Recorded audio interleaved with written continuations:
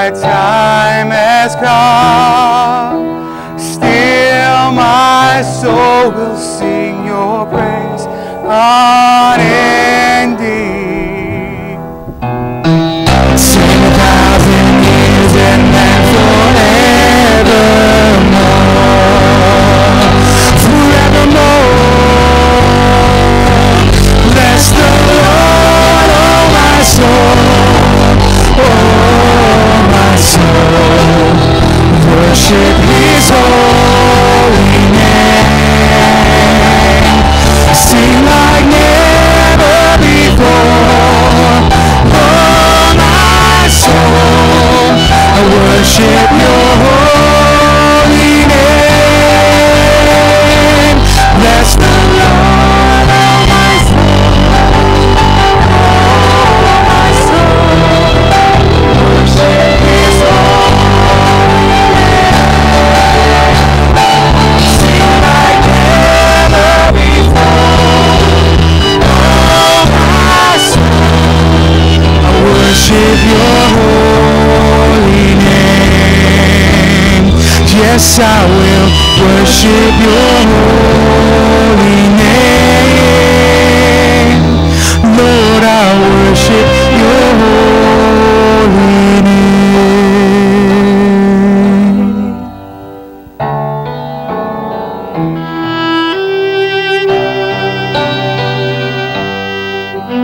Sing this out to your God. Sing like never before. Oh my soul, I worship your holy name.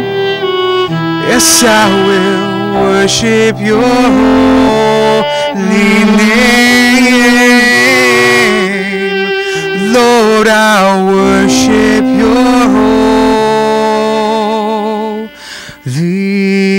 name.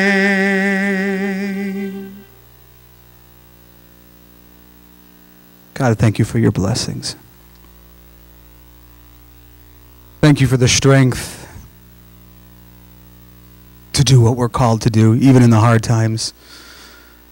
We are so blessed to be in a nation that's free to worship you. If only we would actually do that every day of our life. What a nation this would be. I love you, Lord. Thank you. In your Son's name. Amen.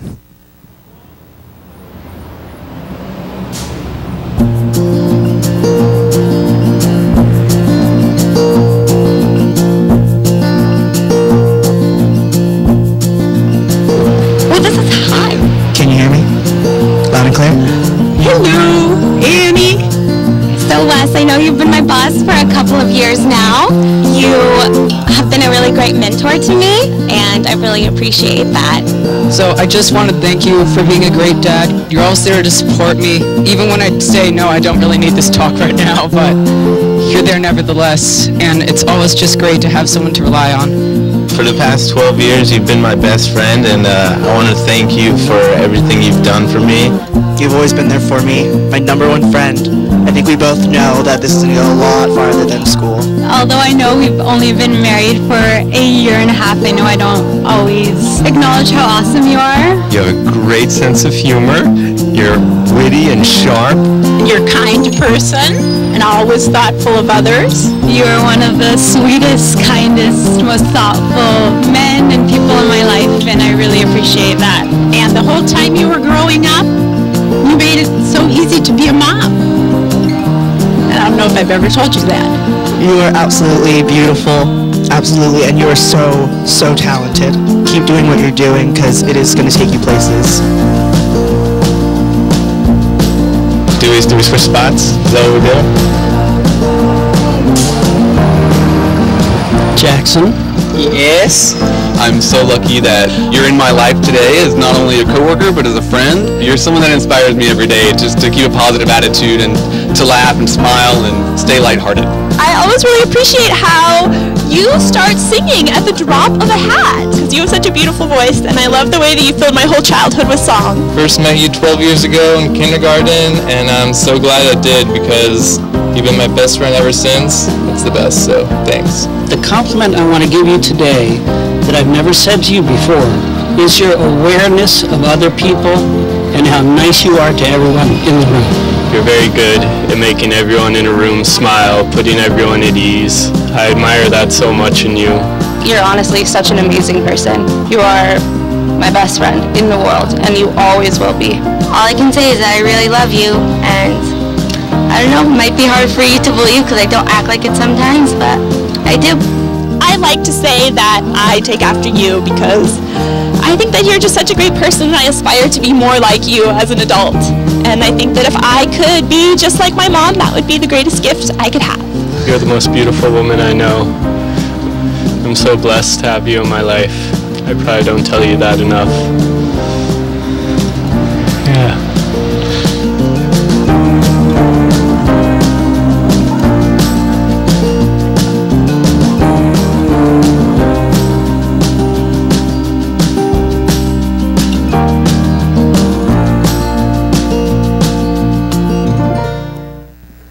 All right, who's crying? Well, as you know, we make it a point every single Sunday that church is not a spectator sport. It is a two-way, it's a multi-directional sort of experience. It's not what happens here, or on whether it's the stage or the screen, that we all come to watch happen, but it's an interaction. And so you can't expect possibly to get out of here today without doing that very same thing with the person sitting next to you. Take a moment and be a blessing to them. Just look them in the eye and say something kind. Now, you may be sitting next to somebody you have no idea. Pick something out. Pick something out. You never know. Today may be that day. So make a point there and turn to the person next to you and you guys exchange some blessing to each other.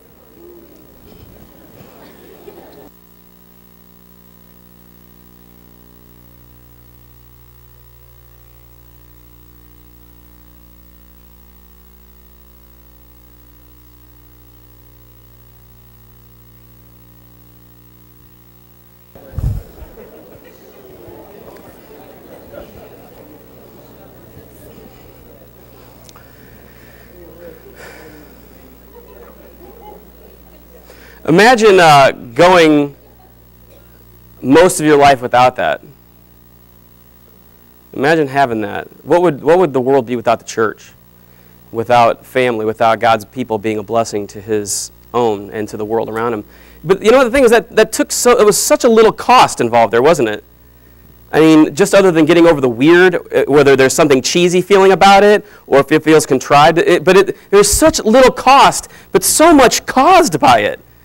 You know, just the simple act of saying I love you, or you're beautiful, or you're wonderful. You know, this is just something to prompt something that should be happening every single day in our lives. What if we gave and received like that every single day with the people we are around? What would our worlds be like? The world at home, the world at work, the world at school, and the world in which we live. What if that happened? We're kind of growing up in a very cynical, disconnected, distant world, and I think that's probably something we should be practicing as a daily effort. Of course, we did this exercise on purpose, a part of a bigger effort in our church's discipleship. This month, the month of February, it's been our endeavor to learn about how we should speak in the world with our words. How should we talk? What should our speech be like in the world in which we live? What should Christ followers be like in that kind of way? And you can tell today's theme is making a conscious effort to be an encourager. To be an encourager. And this will come through many other platforms other than just talking, but certainly speaking is such a huge part of it. Now, as compelling as the video as that was, and I hope that it touched something in you to say, I don't do that enough. If only to hit that chord that we all need to be reminded about, there is something of interest to me that it was strange that it took a random telephone booth and gargantuan headphones in the middle of a busy intersection for them to say something. And when, I mean, a couple of them say, I don't think I've ever told you this in my whole life. I don't think I've ever told you this. Why would that be? Now, I know this is pretty common, right? This is pretty common. How many times have you heard it at a funeral, a memorial service, something where a tragedy has struck a family or close ones, and they say, we should do this more often. Why are we coming together only in this situation? Have you said that before? I know I have. I felt that way. Why do we wait until those moments to say the things? Because the fact of the matter is that they don't always necessarily work out like that. We don't always get to communicate that meaningful thought, the thing we really wanted to say, but for whatever reason, we were sticking it in our back pocket and we were holding on to it. Because sometimes tragedies in time, in the world, and life as it is, take those opportunities away. Why would we hesitate? What would be the reaction if you told the person you've been holding on to that thing you should be saying, whether it's a word of encouragement or just a word of direction, whatever it might be in your life and in theirs, what would the response be if you told them? What would happen? What would it elicit in your relationship? Well, obviously, this is what we're shooting for as disciples of Jesus. This is not just something to do because we want to be good people. Being good people is not what we're called to be. We're called to be Christ's followers, and that's so much deeper and better than being good people. This is something we're supposed to be doing as disciples of His, just to look somebody in the eye and say it, just to pick up a pen and paper, if that's your mojo, if that is your style, or if that's the way they need to receive it, just to do one of those two things. Solomon tells us that we should say it right, and that we should say it at the right time. If you have a Bible, open it up to Proverbs chapter 25. Today, I think we have some, I hope it to be the right way to land this series. 4 weeks where we've been talking about the kind of things that we should be wary of because our tongue can be dangerous. The mouth, words can be dangerous, but they're also so powerful. And I hope that you're going to find here in the book of Proverbs, again, Proverbs 25, and we're going to pick up in verse 11, find these words to be the appropriate ones, that what we're supposed to do next. Solomon says in Proverbs 25:11, a word spoken at the right time is like gold apples on a silver tray. A word spoken at the right time is like gold apples on a silver tray. There are few things in this world that could destroy so thoroughly or build up so mightily as our words. And the thing is, it's not just any words. Certain words from certain people in certain moments. You probably know what I mean by personal experience. Either you say from an absence of them, my dad never told me he loves me, and he died. He went into eternity never having said that to me. And that registers with you because that person not saying I love you is a whole lot different than a person you never met before, or just a person you maybe sit next to in church, but you don't know with that depth. Certain people in certain moments with certain words, they matter so deeply to us. You know, this thing gets reinforced over and over in the book of Proverbs. You can see it up on the screen, but there's a couple that stick out to me. One, the tongue has the power of life and death. A wholesome tongue is a tree of life. Later on in Proverbs, it says, gracious words are a honeycomb, sweet to the soul and healing to the bones. It's all the way through the book of Proverbs. In fact, we're going to be tackling that as a church this summer. It's something I'm really, really looking forward to, the wisdom of that book. But here are just a couple of reinforcements of the fact that what you say and what I say matters. What you and I don't say matters. Language is a really, really great gift to us from God. It's what sets us apart, other than the fact that we have souls, right? It's what sets us apart from the rest of the world, all the other creatures in the world. To be able to put words to feelings, right? To communicate them in meaningful ways. It's a wonderful blessing that has eternal reach.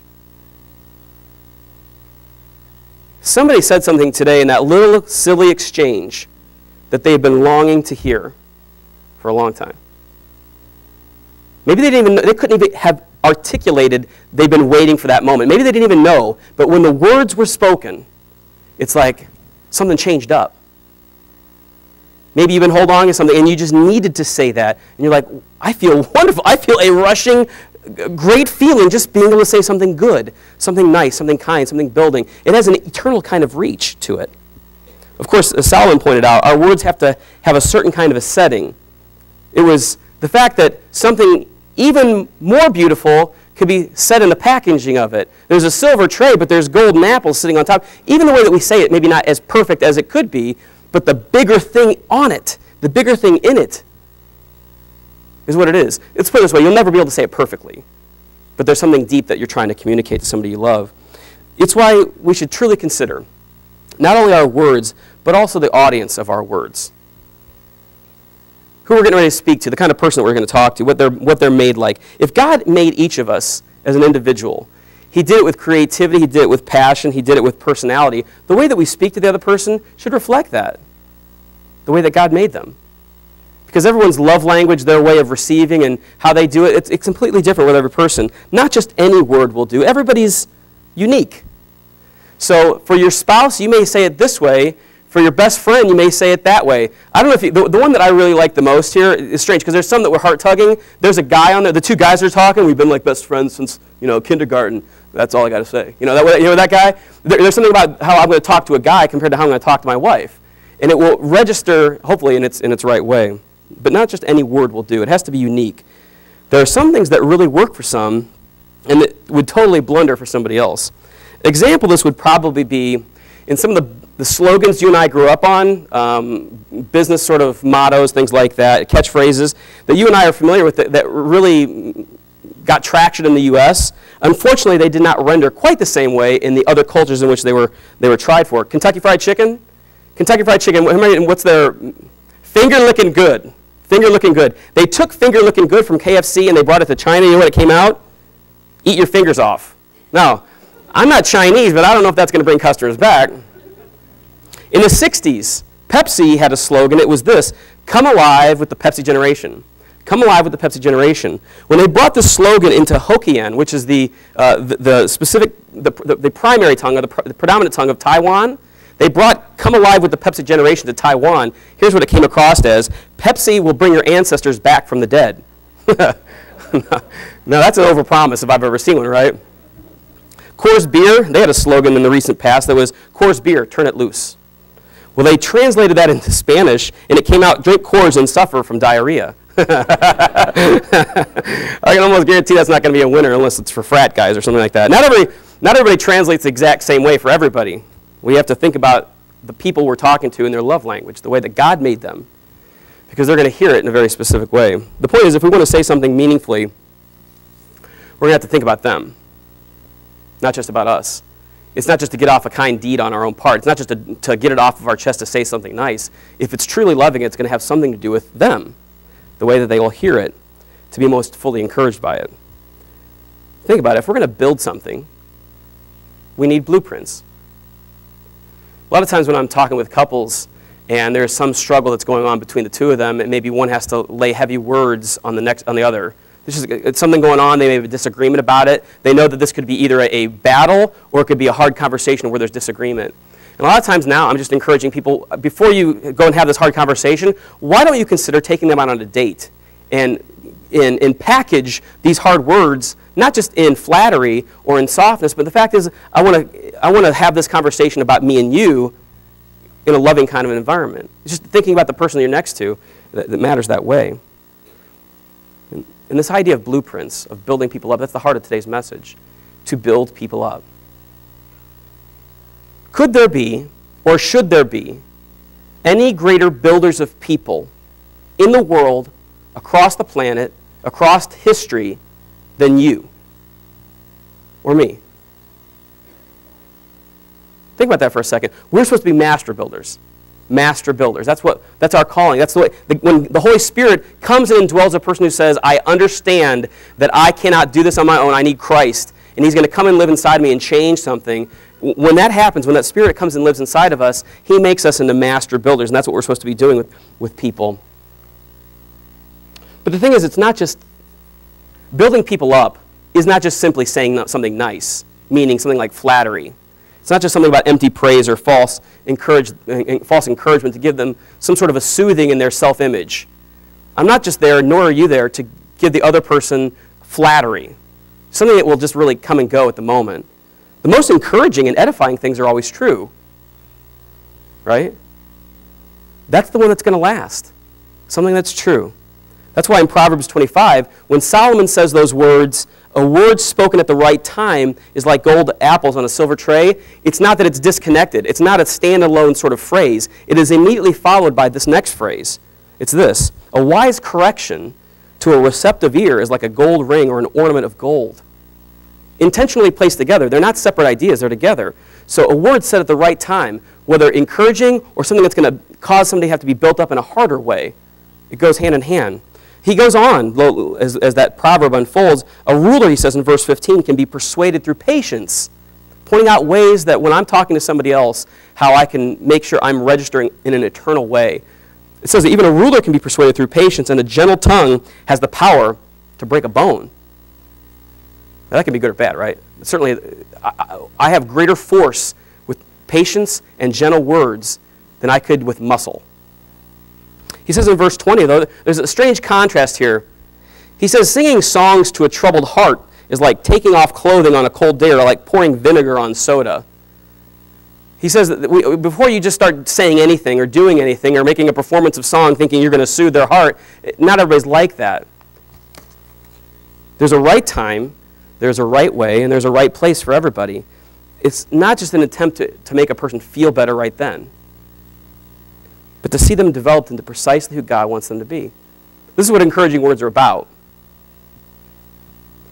Person you're at work with, person you're having a hard time at work or school with. Well, you could keep talking about them to everybody else. Is that helping them?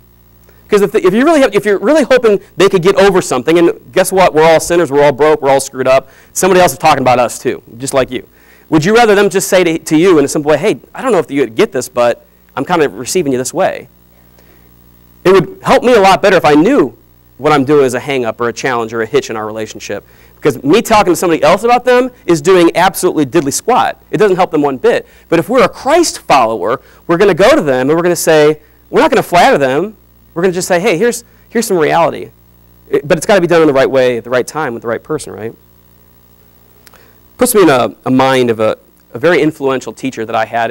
She was in college. She was my English and Lit professor in school. Her name was Peggy Wilfong. In classes, whether from high school to college, this just happened to be my niche. When there was classes that required term papers written or essay answers to test questions, I always felt pretty okay, pretty comfortable with it, and I would do pretty well. I always did pretty well. I've always striven in my own personal life to say something in a certain way, and I always prefer, as a general rule, something to be said with some poetry rather than prose. I like it with a little bit of fire to it. I'd rather have something beautifully said than just commonly said. That's just the way I am. Well, and this is when I ran into Peggy Wilfong, and so she had something different for me. The problem with Peggy Wilfong is that she wanted more from me than just saying something poetically. She wanted something more substantial for me. She thought I could do better. So in various settings for my 4 years, I wove in and out of her classes. It just happened to be the way my degree and we just seemed to line up. I probably had her for more classes than anybody. And almost every single time she's like, I see something more in you, John. I want more from you because I think there's something further in there I want to get at. That's how she would word it for 4 straight years. Well, the emblematic moment between me and Peggy Wilfong, the one that hit me the most, is when she was passing me back a term paper. And as far as I was concerned, my estimation of my paper was that I had hit a home run on it. It was beautiful. I thought it had depth. It had meaning. It was said in a poetic way. She came back to me, and on it was a big old, like a B or a B+, which was not acceptable to me, because that's not the kind of grades that I wanted to get, nor was it, like I thought, reflective of my work. But with something worse than the grade that was sitting on there in big red ink, it said this, a little too fluffy.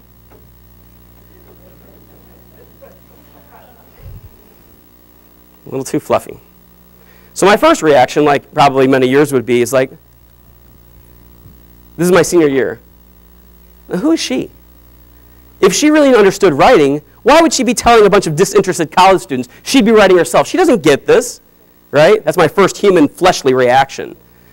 So I threw it down. I don't know that I questioned her directly at the time, but I just threw it down. I was kind of thought it was ridiculous. But the more that her comments saturated, the more it made sense to me. Sat and thought about, like, well, maybe I get that a little bit.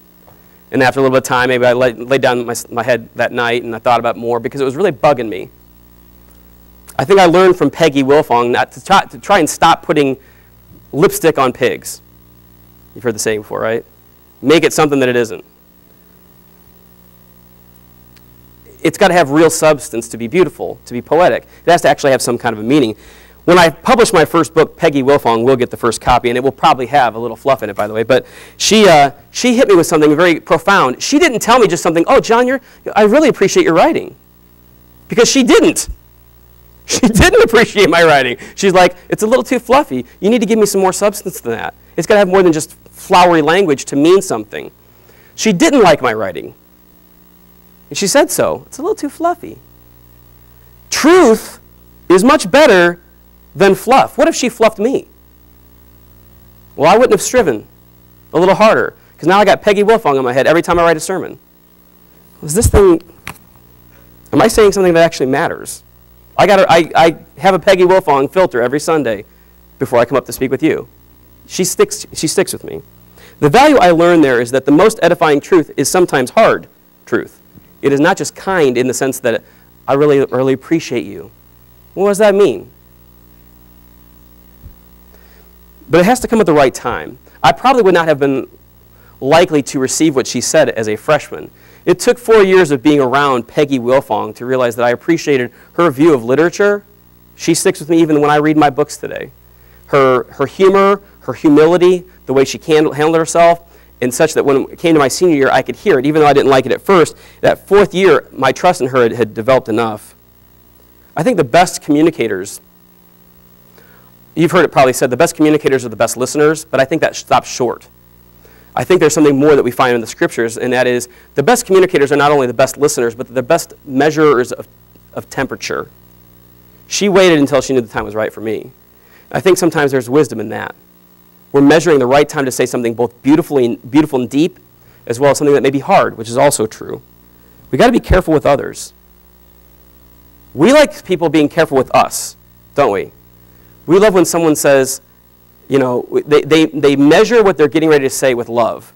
It matters to us when they do it with us. We should probably do the exact same thing, because none of us are feelingless cyborgs. We all have emotion. We're all made that way.